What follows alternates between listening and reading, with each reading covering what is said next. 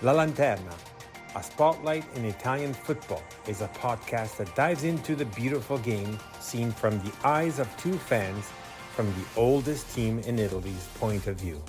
My name is Fabrizio Cardone, Canadian and Genovese, together with my friend Matt Killen, an American-born and Genoa fan. Every week, we'll tell you all you need to know about the only team you need to know about, Genoa CFC. Plus, we'll have guests and provide updates from around the magical world of Italian football.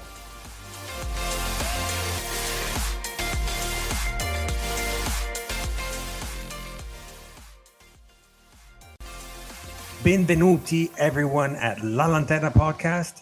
This is Fabrizio, and finally back we have... Hey Fabry, it's Matt. How you doing? I'm finally have you back, so I felt very alone, just so you know.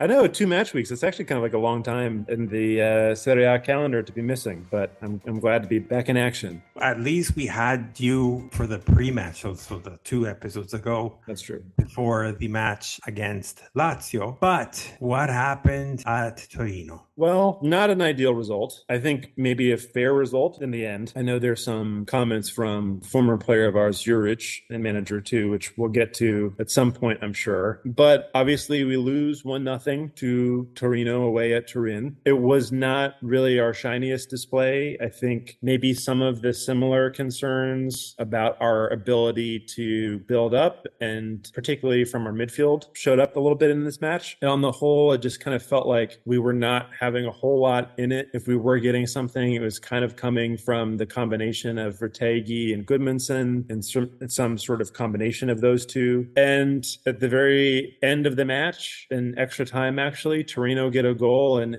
I think honestly, had we left that game with a point collectively as Genoa, we would have been really happy with that. It's a point away from home. Torino are a decent side. They're not at all like a slouch within Serie A. But losing obviously always hurts, and seeing the team not really have a ton of attacking merit in the match it's a little hard to watch, I think. I mean, what did you think about the match, Fabry? It's hard to comment this match because there are 2 type of currents, I guess, about this match. But I want to cover more what I think, and then at the very least, I'm going to add whatever other people think. Yeah. I think the match was quite balanced. Contrary to the belief of many people that had watched it, I think the typical Genoano, after the win against Lazio, was expecting to have a goleada or a very strong win against Torino, which I think that was very wrong to think so.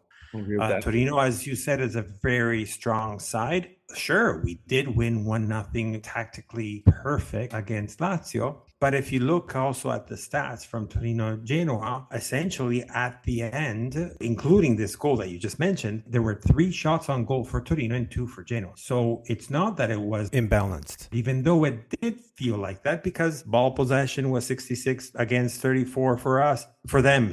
Shots off target were 6 for 3 for them. But at the same time, as we annulled their attack, because honestly, I was afraid of Zapata. I was really Absolutely fearful of Zapata, but he was annulled. Okay. But at the same time, you have to give it to them that sure, we did construct it based on defense and so on. And I'm sorry, that's also what Inter did against Fiorentina and won for nothing. But at the same time, I think their defense kind of blocked any possibilities that we had as well. The only thing that I want to comment is 2 things. We are still having the issue of the proposition of the ball giving it towards the front. Retegui was quite alone up front. Yes. Malinowski, unfortunately, had a very bad match. I'm sorry. Sometimes it can happen. Unfortunately, it happened against Torino. Very different compared to Lazio. But it could also because Juric had planned the match himself very well. Like, remember, it's not only us. We're always playing against another team as well. And in that situation, that moment, that instance of their goal was, all people are just pointing finger to our boy Hefty. Sure, as soon as he got in, he was not on the balls. He always got jumped. The attackers were dribbling him and passing him. He could have fouled the guy right before he was going into the box. But if you really know much about soccer, you know that you need to have backup. Backup, and I'm sorry if I have to say this, was missing, and it was by Bani or even Goodmanson. Because if you look at the images, you see Goodmanson that is like scratching his leg, and then he's looking at the action happening down the line on the left for the forward or on the right for us. And then Hefty was by himself.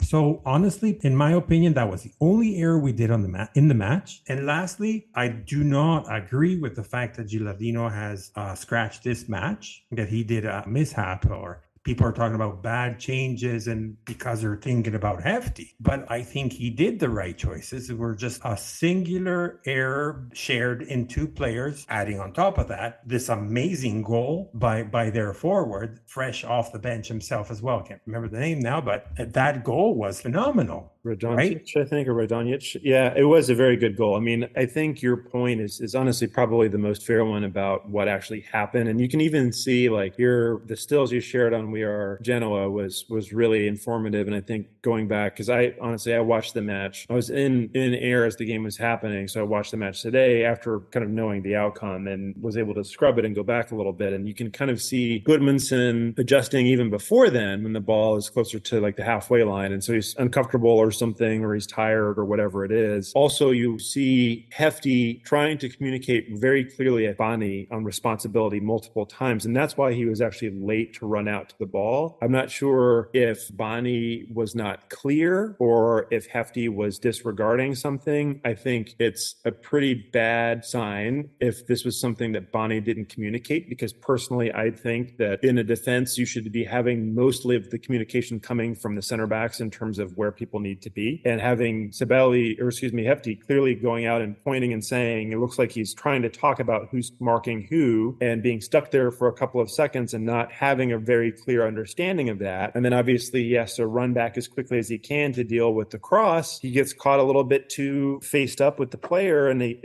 gets beat, and that ultimately is the goal. I think you're right to say that it's not 100% Hefty. And I also think you're right to say that the substitutions that had come forth from Gilardino were rational. I think they make sense in terms of bringing on Ekuban later on for some fresh legs. I agree with you on the Malinowski case. I mean, for me, I know playing, quote unquote, armchair quarterback, to use an American term, after the game, every single match is kind of exhausting, especially after there's the elation of Lazio and all of a sudden we're back. And the first match is, oh my God, we're terrible. And Coppa Italia is like, wow, we're going to have a great Serie A. So like to be all the way up and down like this is kind of crazy. But like this one did feel a little bit for me like, shit, is something missing in this squad? Like Malinowski, I'm worried about personally. I think like when you look at some of the players we bring in, it's very early in the season, but Aaron Martin's already been relegated to the bench and not starting matches. He was supposed to be our starting left back. We signed Haps as well. So now apparently Haps is going to be a starting left back, but we've made two investments in that same position for players that you think would be playing there. Aaron Martin is really more of a wing back, not a true left back. So it does give us versatility there, but there's kind of a question mark on that signing now all of a sudden. Morten Torsby starting from the bench more often is also something that's a little bit curious. And we're seeing Malinowski not really putting in good displays per se in the times where we've seen him.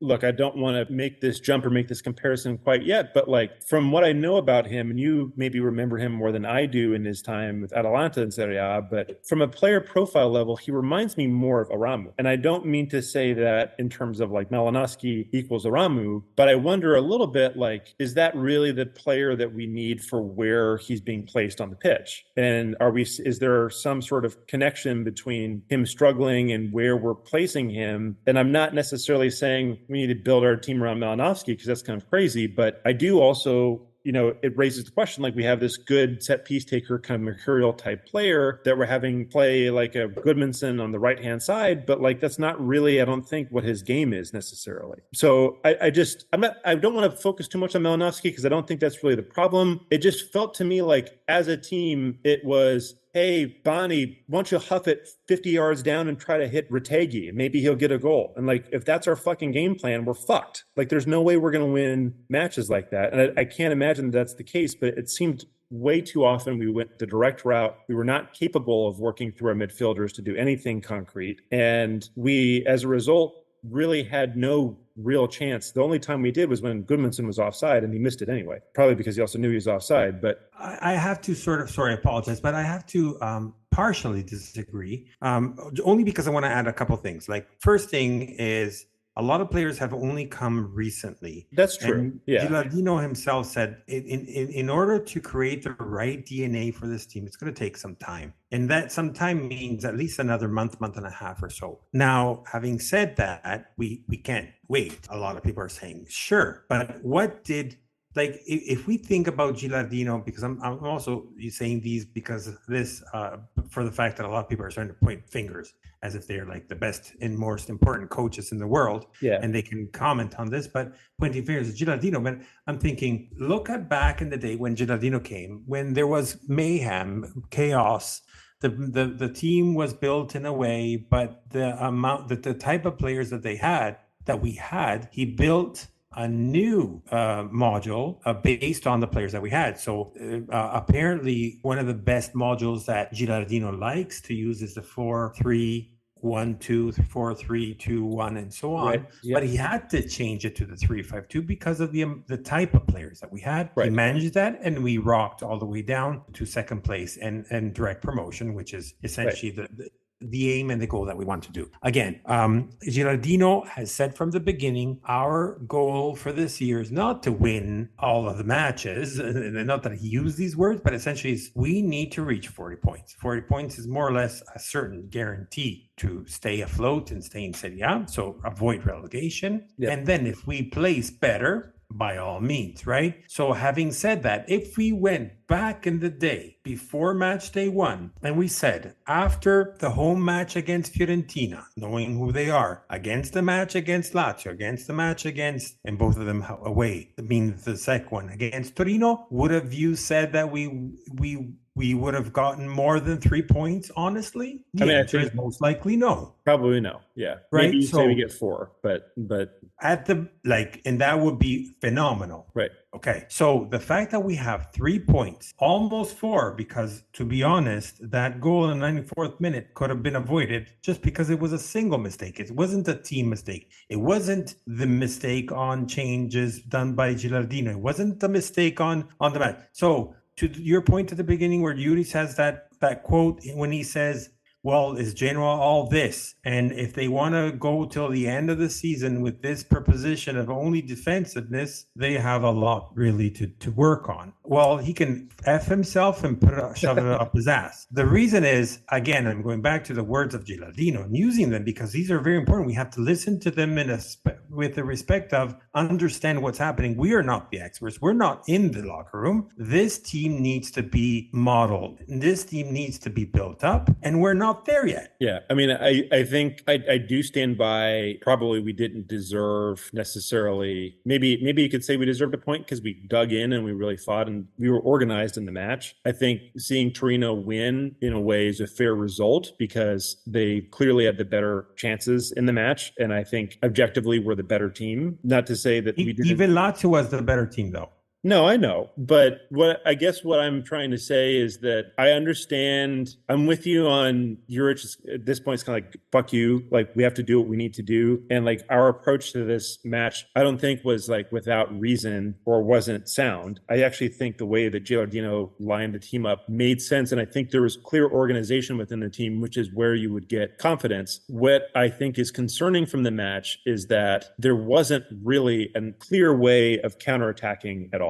And I think you're right. No, you're absolutely right in that. But the numbers are clear, meaning 3 shots on goal for them, 2 for us. So we did have some positions. Some were blocked beforehand, so they didn't go to goal. If you look at the highlights, it doesn't really give you enough. But if you relook at the match itself, there were some, not a lot, but some. Having said that, we were away. The team is still not amalgamated well. So you can only start with what we had best last year, which was the defense. So building on top of that with most of the new players up front. Who do we have old up front? Only the midfield, which everybody's like crying and saying we have this old, retirement home in the midfield.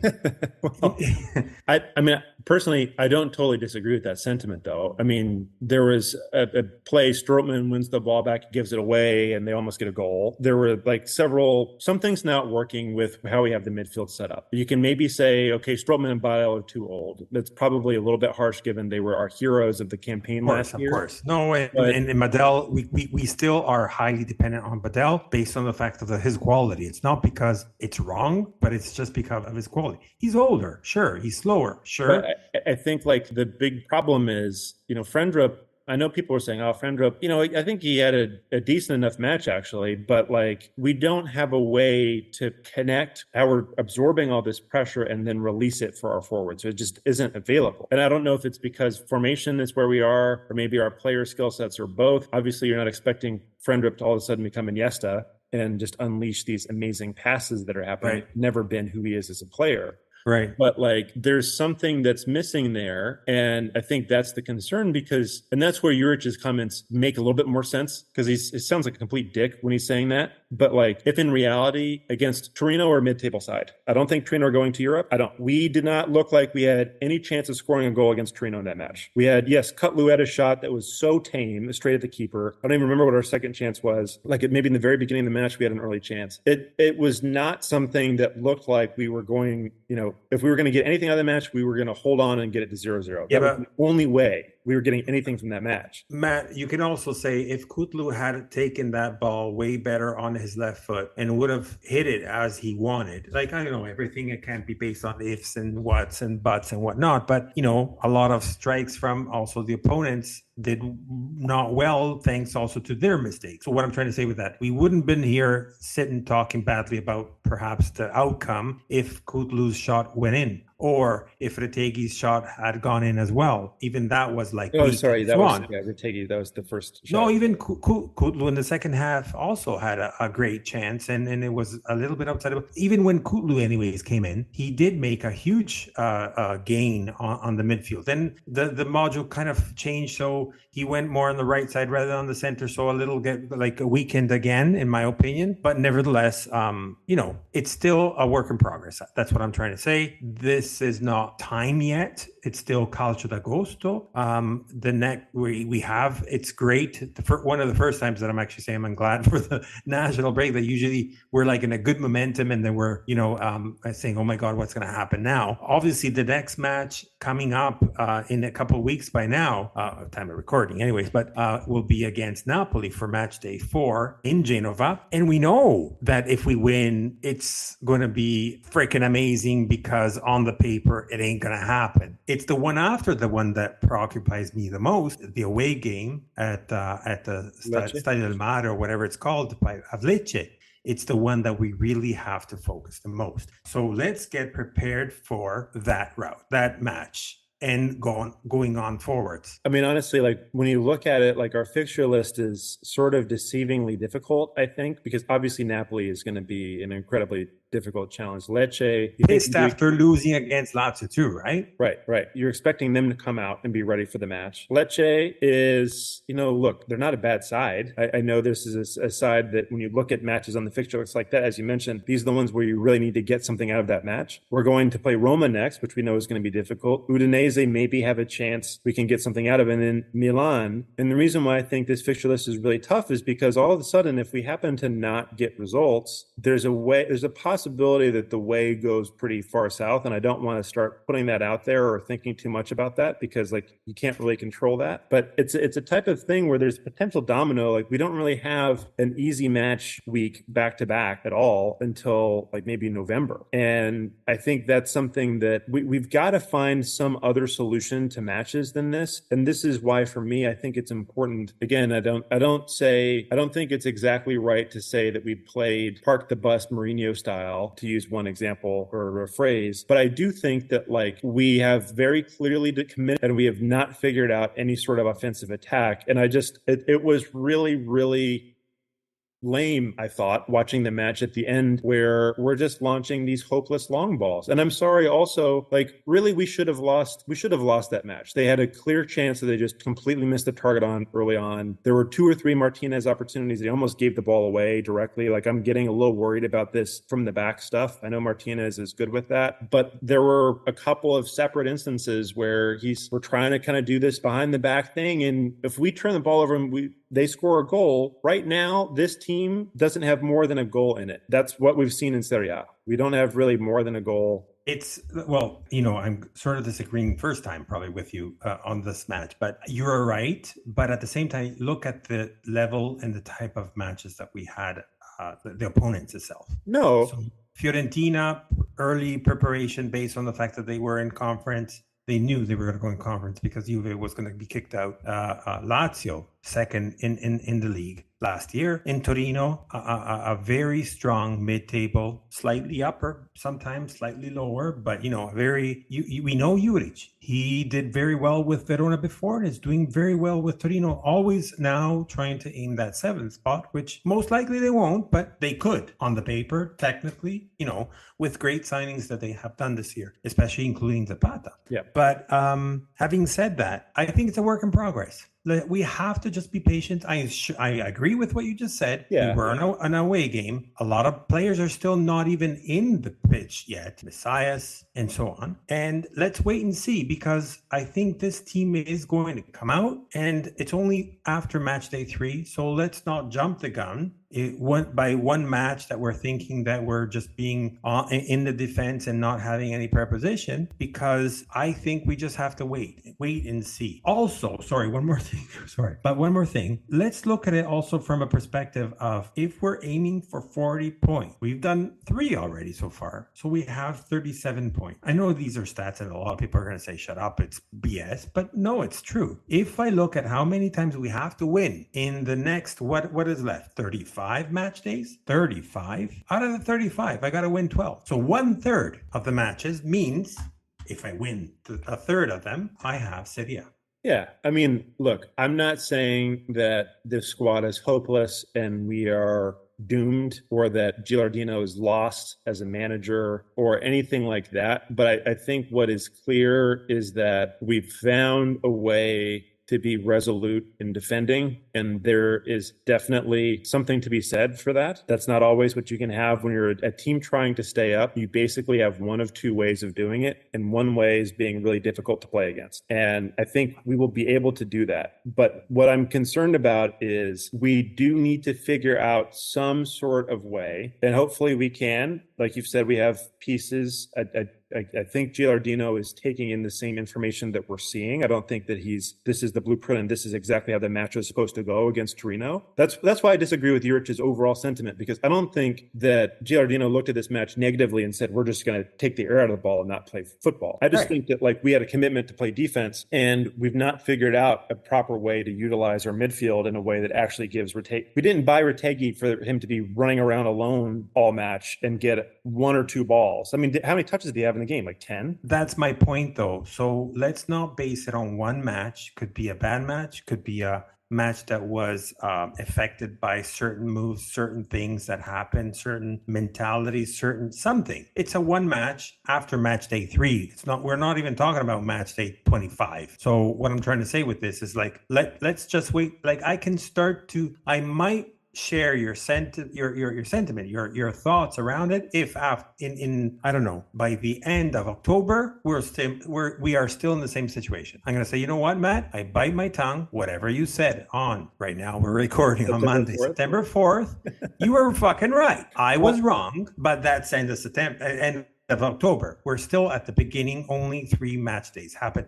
To that point, I'm not saying you're wrong, but right now it's too early to tell. Well, yeah, obviously. And then look, I'm not saying we can't not support the team now or not support the manager. I think both of these things are true. It's definitely way too early, and the players that we need who are key players are brand new to the squad. So we don't really know what we're going to get out of them. And, the fact that we're not playing Martin for now maybe is only because he needs to really get used to the way that Gilardino wants to play. And maybe Thorsby really does come into the midfield more often because he gets acclimated better to what Gilardino. It's way too early to write off any individual player, Malinowski included. All of these guys need to respond, and it's going to take time. But I think the thing that is also true is there's a pattern that we're seeing in these 3 matches that has been consistent now, and it has to be rectified in some sort of a way, I think, for us to really get some meaningful results for this. I mean, Gilardino used those words, though. That's what I'm trying to get at. He knew that these first matches were not going to be what he wanted. One, because they were entirely under construction through transfer market. But after you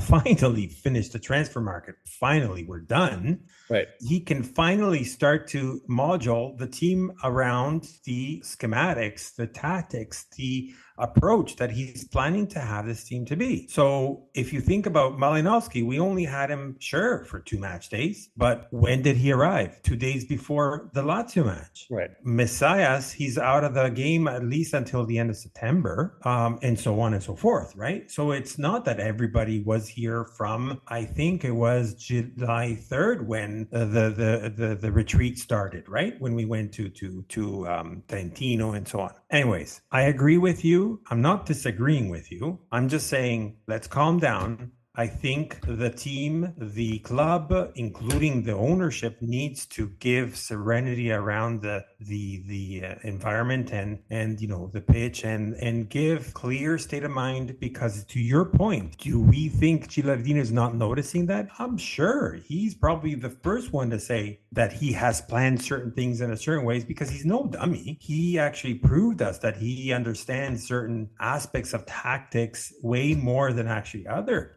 more senior coaches out there. But let's give him time. Yeah, it's a long season. It's still 3 points from 3 matches, which isn't a terrible outcome. And to your point, we need hardly a little bit more than this on average throughout the season for us to stay afloat.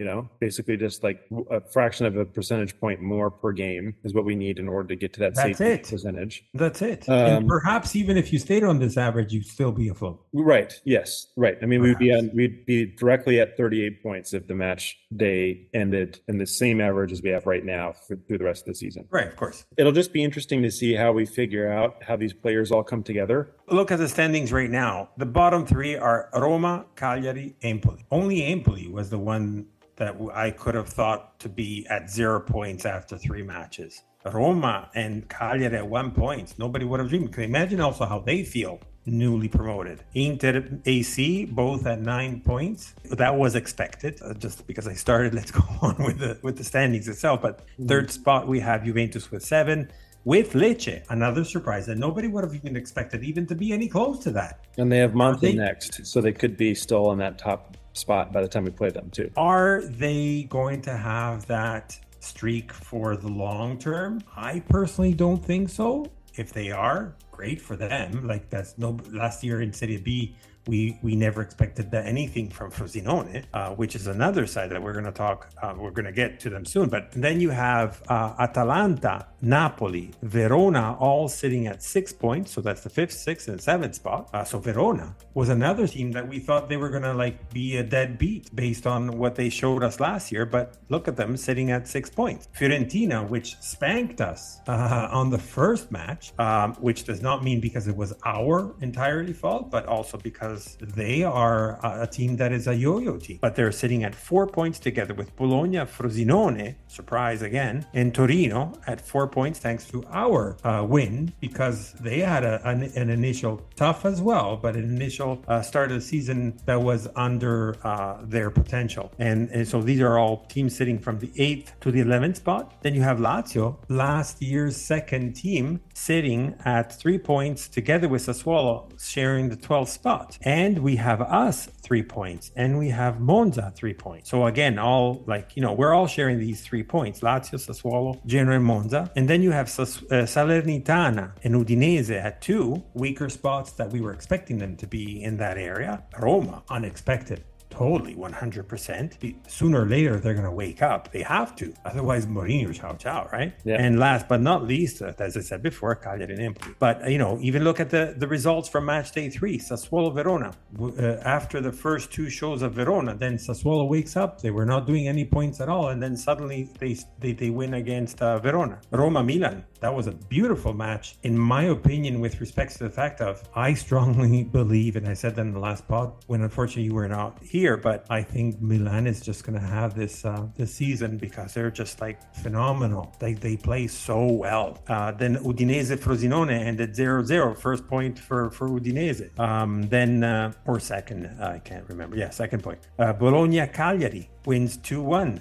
Cagliari is continuing to lose, and Bologna won, and they reached the mid-table. I mean, it's still third match day, so Sure. it doesn't really matter. Yeah. Napoli, at Napoli, Lazio wins 2-1. They were lucky even to have one goal in there because Lazio was all over them. 2 goals were annulled by Lazio on the Lazio side. Atalanta, Monza, Atalanta fucking wakes up again because they were like so dumb last match day against Sassuolo and wins 3-0 against Monza. Then obviously we had the Torino Genoa. We said that what I thought it was a 0-0 written all over it. Inter Fiorentina, like Fiorentina, the side that we saw, we thought they could have played very well against Inter, and there was a no show at all in the match for Fiorentina. Empoli Juventus, an easy walk for Juventus, winning at Empoli, and last but not least, Lecce, which is still a surprise right now, winning 2-0 against Salernitana. Anyways, it's this a very is interesting season. We've got a long season ahead of us for sure.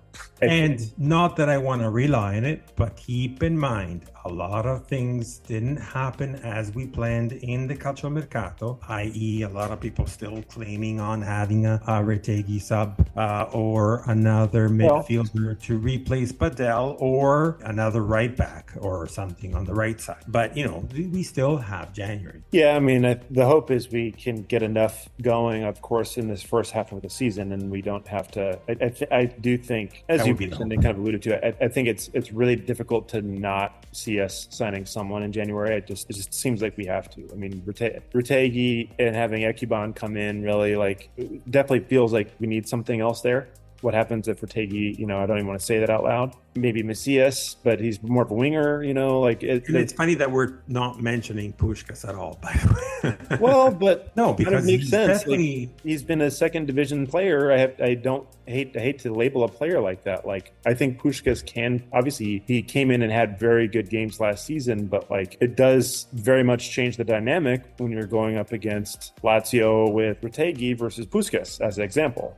There's a little bit of a difference that we're talking about here, and I would love for him to take that step and to prove us wrong and to say your guy is here the whole time, but he's also not getting a whole lot of playing time, I think, for maybe similar reasons. I'm not sure. So, that's a thing. And I personally, I had this takeaway from the first match against Fiorentina, and I think it's kind of similar here because if you remember in that match, everyone was, our midfield's broken. What's going on? And for me, we lost that match because of tactics and where our players were positioned. I think in this match against Torino, it's not exactly that our tactics were wrong, but we didn't have a way for our players to release. There was no real way for the ball to move. And maybe that's a credit to Torino, but for me, it felt like we didn't find a way to unlock that team's defense in a way that was really helpful. And what it led to was a lot more stagnancy, and we had to rely on long balls. And again, I cannot for the life of me think that the actual strategy of this match was for Bonnie to launch long 40-yard passes. I don't think No, we have to give credit to Torino for sure, because I don't think that was at all our approach. And at the same time, the improvement, let's look at it constructively rather than destructively, is the improvement compared to the Fiorentina match was instead of having a totally destroyed midfield, this time at least the midfield helped to filter through for the defense. Yeah. But just needs to work a little bit more on the positions, as you said. I think it's, as I said, it's a work in progress. And it's just, for me, it's when we're in possession in those spaces, we need to have more options or awareness of what those are in order for us to do something with it. Because, too often there's not an option. So we're passing backwards, we're going sideways. And honestly, that decision when we're making it is not the wrong decision. There's not another option that's there. You can't say, oh, we just have a bunch of sideways pass merchants on this midfield. That's not really true. Maybe you can say Friendrip is more of that type of a player, but we didn't really have that. And maybe, there were some times when Vasquez was running farther down the pitch. Maybe there were some possibilities there of linking up or something that could happen more often in the future or something. But we just need to have more of that understanding. I don't think we need to have, again, guys that have this incredible number 10 skill set. It would obviously be wonderful to have that player in the team. We just need to have a way to go from absorbing that pressure. And I agree with you. I think it's definitely one of the highlights of this match is that our midfield actually really did a good job also absorbing the pressure with our defense, especially Friendrip, actually. That's true. So I think it's a work in progress. I want to be positive, and I want to think of it and constructively rather than, like a mess, a problem, and whatever. But if you're okay with it, I would say, I guess we're at a wrap. As we always say, reach out to us on Twitter, Facebook, Instagram, on our socials. Drop us a comment, all the likes that you can, always and mostly appreciated. But never forget, always and forever, Forza Genoa.